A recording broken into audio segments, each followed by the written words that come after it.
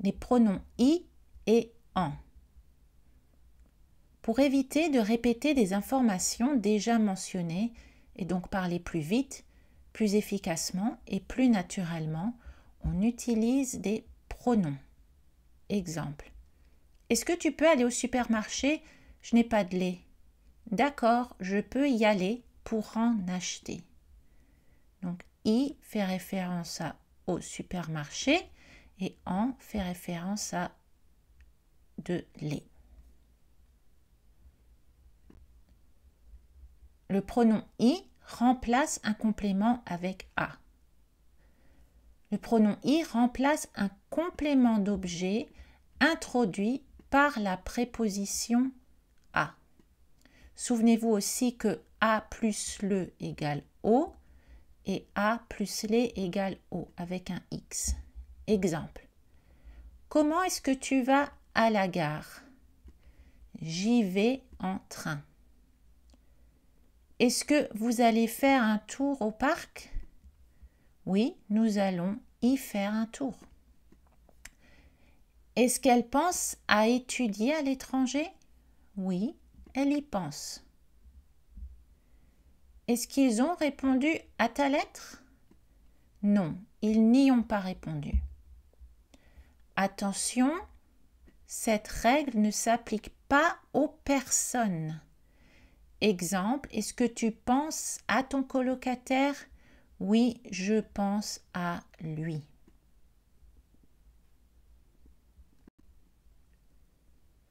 Le pronom i remplace un complément avec un lieu. Le pronom i remplace un complément d'objet qui désigne un lieu. Ces compléments doivent commencer par une préposition comme chez, dans, en. Exemple. Est-ce que tu vas chez elle demain? Non, mais j'y vais aujourd'hui. Est-ce qu'ils habitent dans cet immeuble? Oui, ils y habitent. Est-ce qu'elle pense étudier en France? Oui, elle pense y étudier. Attention, si le complément ne commence pas par une préposition, le pronom est différent. Exemple, est-ce que tu as visité la ville de Lyon? Non, je ne l'ai pas encore visitée. Dans cet exemple, il n'y a pas de préposition, donc on n'utilise pas le pronom i. Le pronom en remplace un complément avec de. Le pronom en remplace un complément d'objet introduit par la préposition de. Souvenez-vous des expressions de quantité qui utilisent de. Assez de, beaucoup de, combien de, peu de, trop de, un verre de, etc. Exemple. Est-ce qu'ils ont beaucoup de pistes cyclables à Lyon? Oui, ils en ont beaucoup. Combien de panneaux est-ce que tu vois? J'en vois 4. Il y a trop de pollution dans les grandes villes, n'est-ce pas? Oui, il y en a trop. Je voudrais 300 grammes de cerises, mais il en a seulement 200 grammes. Est-ce que tu as le courage d'aller à la gare à pied? Oui, j'en ai le courage. Elle n'a pas envie de partir. Elle n'en a vraiment, vraiment pas envie. Le pronom en remplace un complément avec un article indéfini, partitif ou un nombre. Le pronom en remplace aussi un complément introduit par les articles indéfinis, un, une, des partitifs, la négation de et les nombres. Souvenez-vous aussi que 2 plus le égale du et 2 plus les égale des. Exemple. Est-ce que tu as des adelphes? Non, je n'en ai pas. J'aimerais une zone piétonne sur le campus. Oui, moi aussi j'en aimerais une. Est-ce qu'elle veut du sucre avec le thé? Non, elle n'en veut pas. Il n'y a pas de feu à cette intersection. Ah, c'est vrai, il n'y en a pas. Attention, en français, en est obligatoire, contrairement à l'anglais. Exemple, il faut prendre 2 ou 3 trams. Il faut en prendre 2.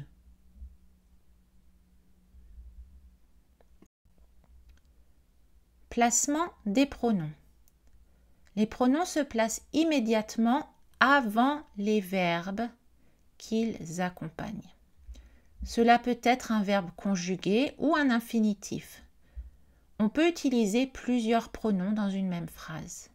Et i précède toujours en. Exemple.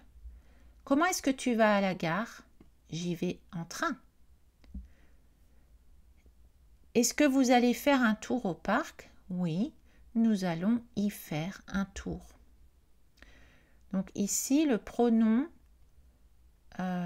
i fait référence à faire un tour.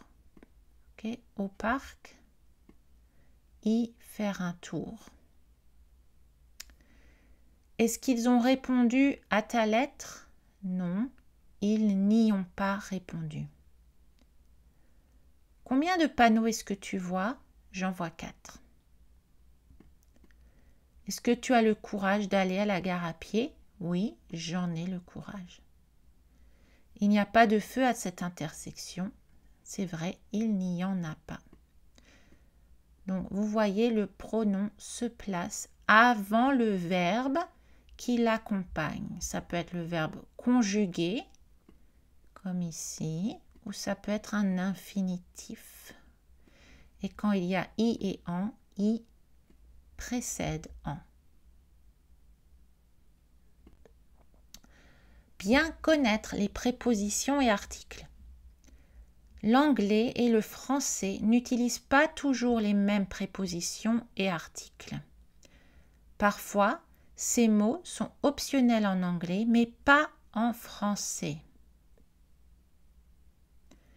Quand vous apprenez un nouveau verbe ou un nouveau nom, assurez-vous de mémoriser les prépositions et les articles qui les accompagnent.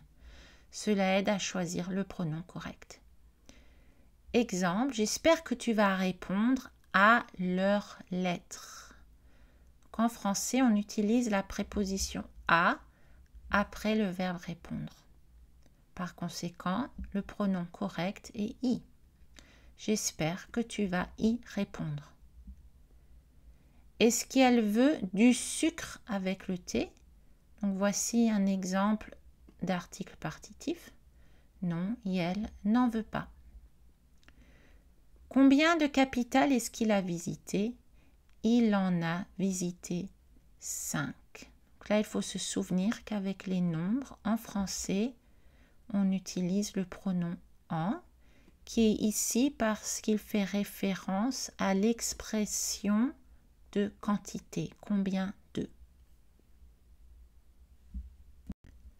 Conclusion. I remplace un complément d'objet qui commence avec A. I remplace aussi un complément d'objet qui commence avec une préposition de lieu. Exemple, chez, dans, derrière, devant, en, sur, etc. En remplace un complément d'objet qui commence avec de. En remplace un complément d'objet qui commence avec un article indéfini, partitif ou un nombre.